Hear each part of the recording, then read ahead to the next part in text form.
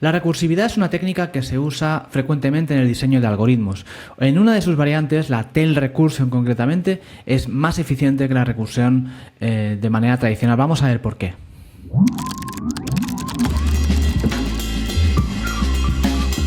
Nada nuevo bajo el sol.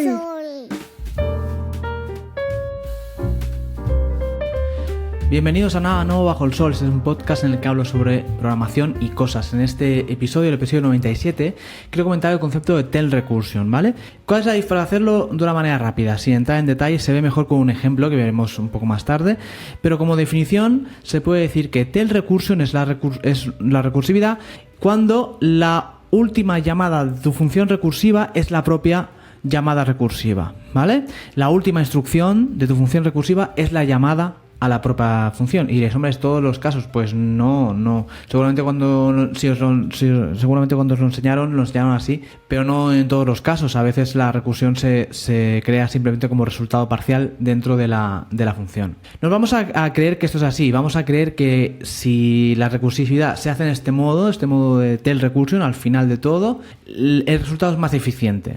Vamos a ver por qué. Vamos a ver un ejemplo. Voy a hacerlo con el clásico ejemplo de recursividad que se usa, que es el del cálculo del factorial, que es un cálculo muy simple, que simplemente sabéis que el factorial del número es ese número multiplicado por ese número por menos 1. Por ejemplo, el factorial de 5 es 5 por 4, por 3, por 2, por 1, y ese resultado es el factorial. El factorial es un número que crece de manera espectacular. El factorial de 10 es del orden, es un número enorme, ¿no? Voy a hacerlo con este problema. Voy a resolverlo en JavaScript. Voy a hacer 3 versiones. La primera versión sin recursividad, una aproximación normal como lo haríamos sin pensar en recursividad. La segunda con recursividad y la tercera usando tail recursion, es decir, que la llamada recursiva sea la última instrucción de la función. Y una vez hecho, vamos a ver por qué la de tail recursion es más eficiente que la otra. Vamos a ver el ejemplo. Vale, pues vamos a ello. Tengo aquí un proyecto vacío de JavaScript. Si queréis ver cómo crearlo desde cero, lo hago en el episodio 76, donde resuelvo feedbacks con JavaScript y lo inicio desde cero. Es un proyecto sin nada, ¿vale? El source es vacío, entonces como lo voy a hacer con TDD, como siempre, como no, voy a crear primero el fichero de test, ¿vale? Lo voy a llamar factorial. Las especificaciones. Vale, pues aquí lo tengo vacío. Pues bueno, lo primero que voy a hacer es traerme la clase factorial, que no existe, ¿vale? Voy a hacer un require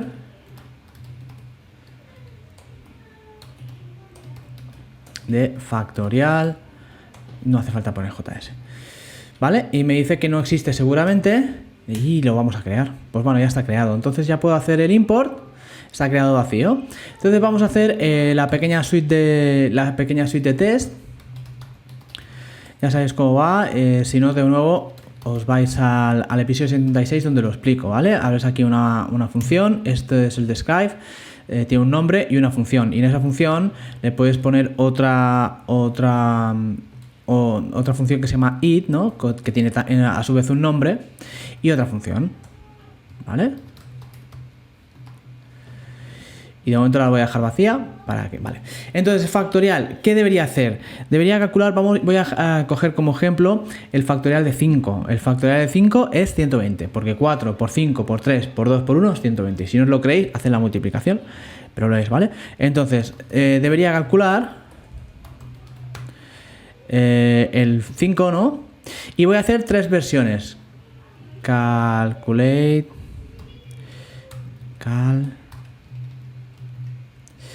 Sin recursividad, lo voy a hacer primero sin recursividad, después con recursividad y después con tail recursion para ver la diferencia, ¿no? La versión sin recursividad es simplemente para estudiar el problema, ¿no?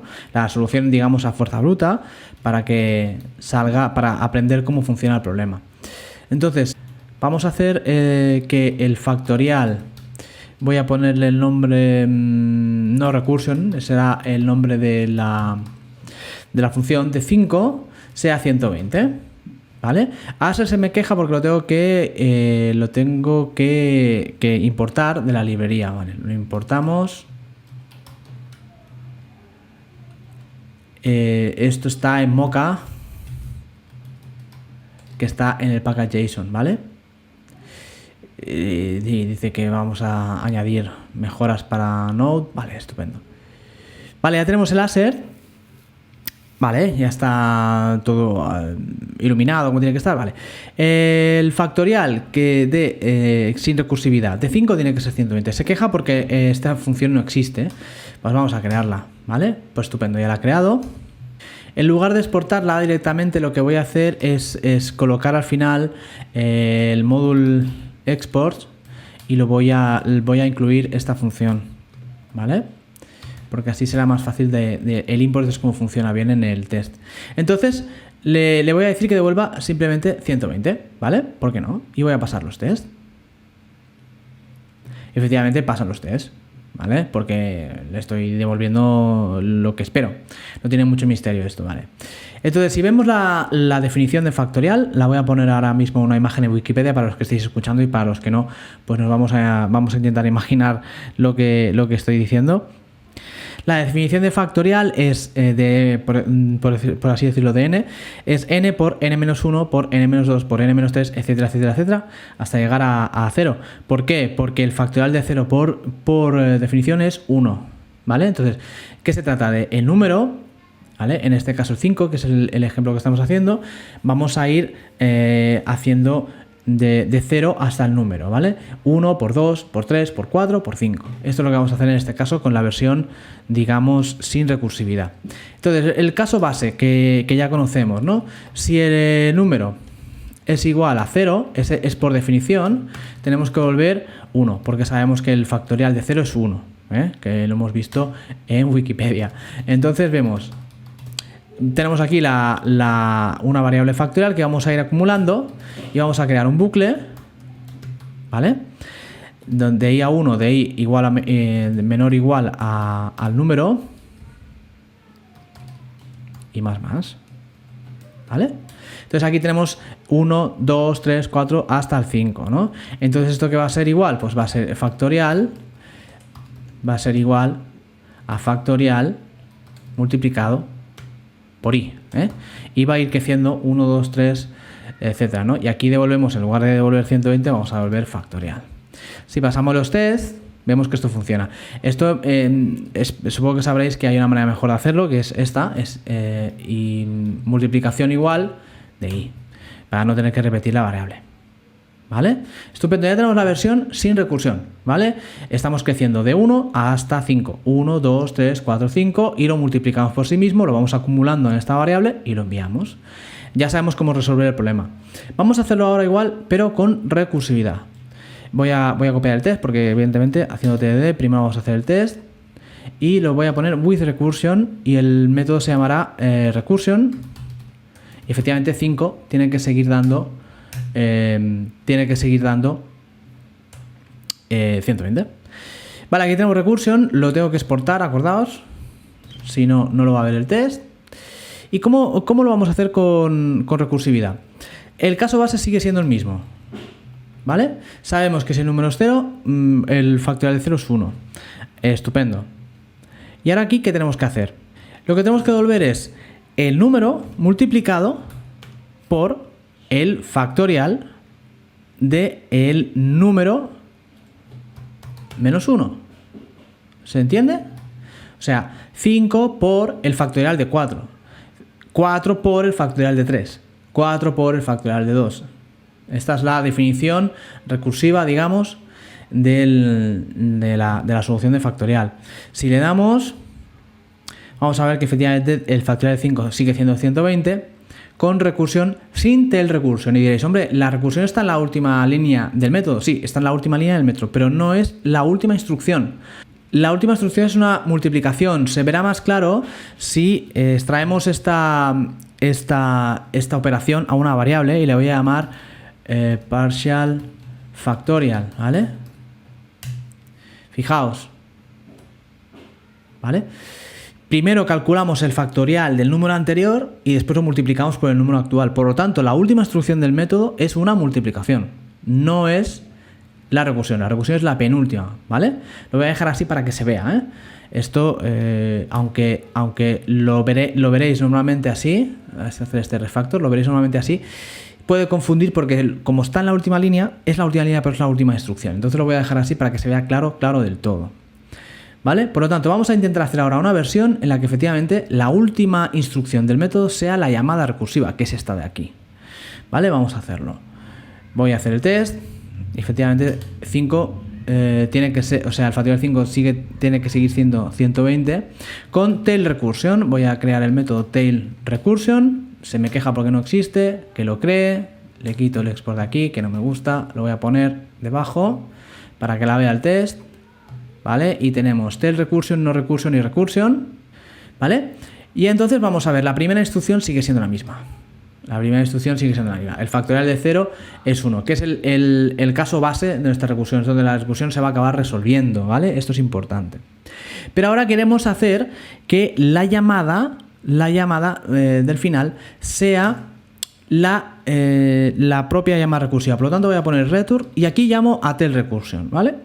Y le voy a llamar con number -1 y aquí está el truco para hacer la recursión.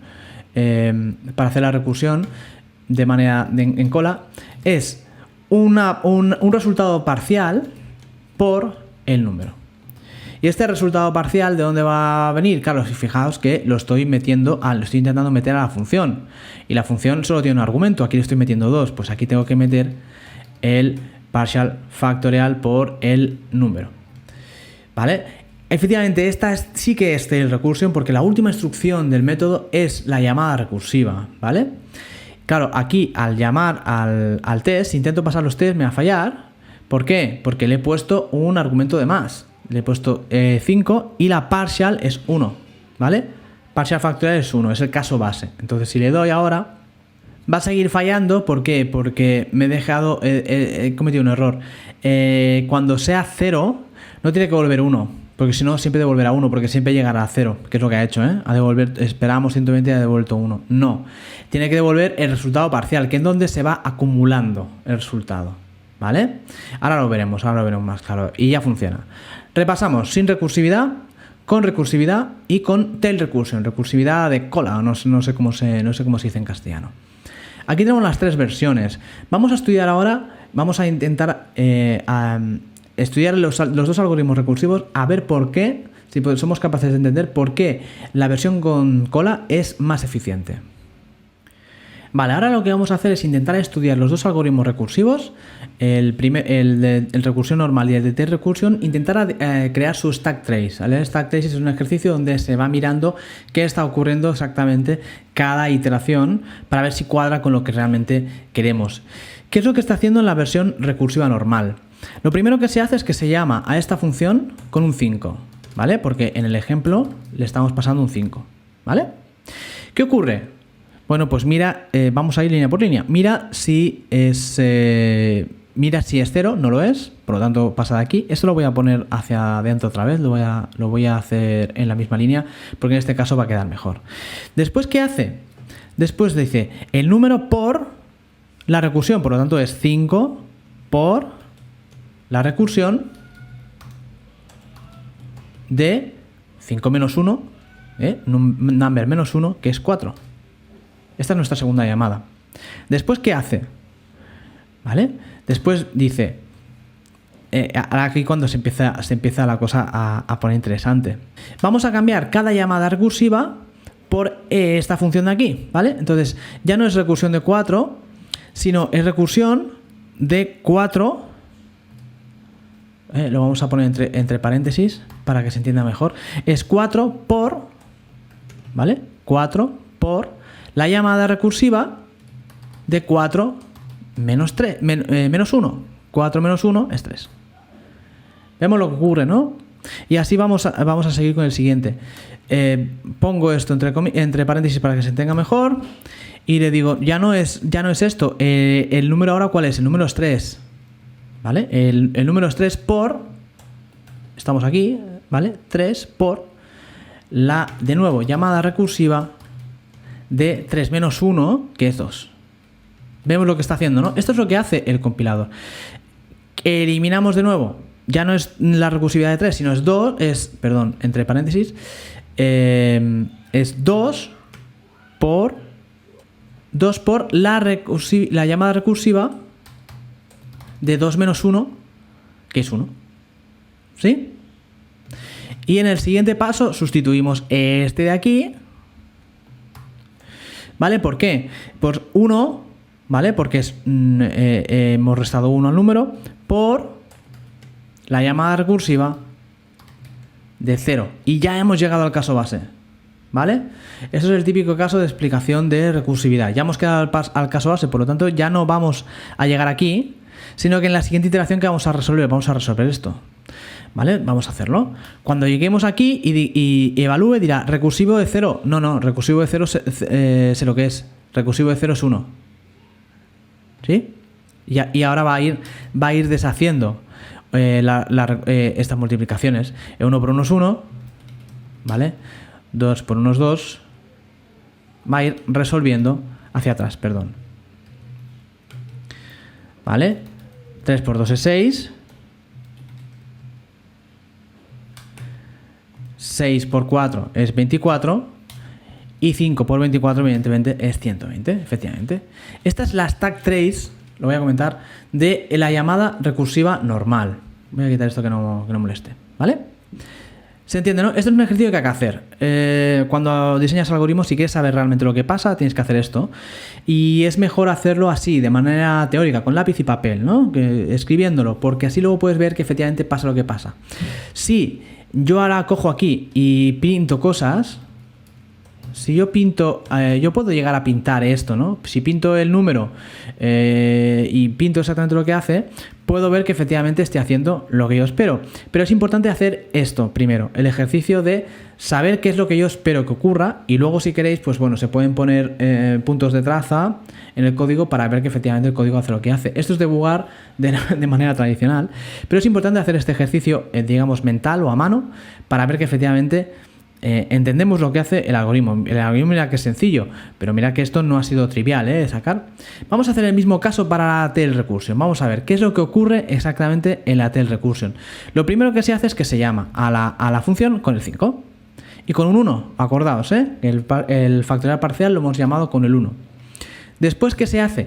Fijaos que llego aquí, el 5 es 0, no. Por lo tanto, ya llego aquí. ¿Qué hago? Lo voy a copiar y todo. Llamo a número menos 5 menos 1, que es 4, y 1 por 5. Parcial factorial es 1 por 5. ¿Vale? Esto es lo que hace la segunda llamada. No, perdón. Esto es 4, porque fijaos que es número menos 1.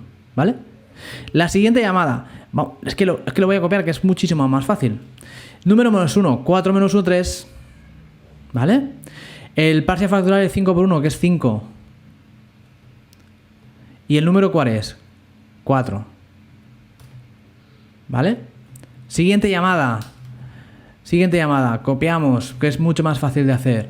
Número menos 1, 3 menos 1, 2. ¿Vale? El factorial parcial era 4 por 5, 20. Por el número que es 3.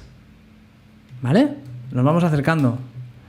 Ahora, vuelvo a copiar, que es más fácil de entender. Estoy haciendo paso por paso, cada iteración lo que va haciendo. Número menos 1, 2 menos 1 es 1.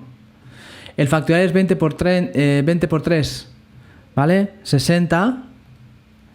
60 por el número, que es 2. Y aquí, pues, en la siguiente, lo voy a copiar de aquí directamente. En la siguiente, pues ya vemos lo que ocurre, ¿no? Número menos 1 es 0, ¿vale? Y aquí tenemos 60 por 2, que es 120, por 1, ¿vale? Por este número de aquí. Y aquí tenemos la llamada recursiva, o sea, la stack trace de la llamada recursiva con cola. 6 instrucciones. 6 instrucciones. Si lo comparamos con la anterior, si lo ponemos aquí para ver cuántas son 12, es el doble. Por eso, la llamada de tail recursion es más eficiente que la recursividad normal, porque lo vemos, ¿no? 6 instrucciones contra 12, perdón, el doble. Esto se hace porque los lenguajes lo optimizan de manera, esto se acaba convirtiendo en código de máquina, sí, siempre, ¿vale? Y esto lo utiliza para que se ejecuten de manera paralela en el procesador, en la unidad aritmética lógica, si el lenguaje lo permite. Por eso, la tail recursion es más eficiente. No todos los lenguajes permiten tail recursion, ¿vale? Los lenguajes funcionales, como JavaScript, por eso he usado JavaScript de ejemplo, sí que lo permiten, porque su intención es que uses funciones. Por lo tanto, esto es algo que esperan que hagas. Los lenguajes no funcionales o orientados a objetos como Java, Python, etc., no tienen tail call optimization, que se llama, que es esto que hace que se divida en la ejecución de bytecode en el procesador, por lo tanto no son más eficientes. Queda claro, ¿no? Hemos visto que ¿por qué? De una manera muy sencilla, sin saber nada de matemáticas, sin hacer ninguna prueba formal matemática, como la recursividad con cola, literalmente vemos que hace la mitad de instrucciones que la normal. Por eso es más eficiente. Vale, un resumen de lo que hemos visto. Hemos utilizado el problema del factorial como ejemplo para estudiar las diferentes maneras de recursión. Primero lo hemos resuelto de una manera ingenua, sin tener en cuenta la recursión, creciendo de menos a más. Hemos ido incrementando los números y los hemos multiplicado los unos por los otros y hemos obtenido el resultado. De esa manera tenemos un caso base para conocer el factorial de varios números para poder probar. A partir de ahí hemos probado la versión recursiva clásica que puedes encontrar en internet o en los libros cuando se estudia la recursividad para el caso de factorial, que hemos visto cómo, a pesar de ver la llamada recursiva en la última línea del método, realmente la última instrucción del método no era la llamada recursiva sino una multiplicación, ¿vale?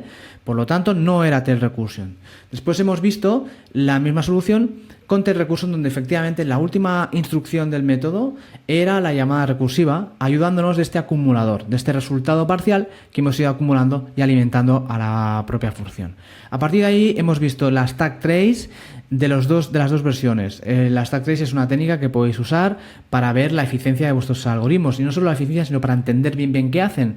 De toda la vida esto se ha hecho pues pintando en consola o debugando trozos parciales para ver exactamente qué está haciendo, ¿no? Si ponemos una traza de consola en alguna de las dos funciones, veremos un poco la stack trace que estábamos buscando.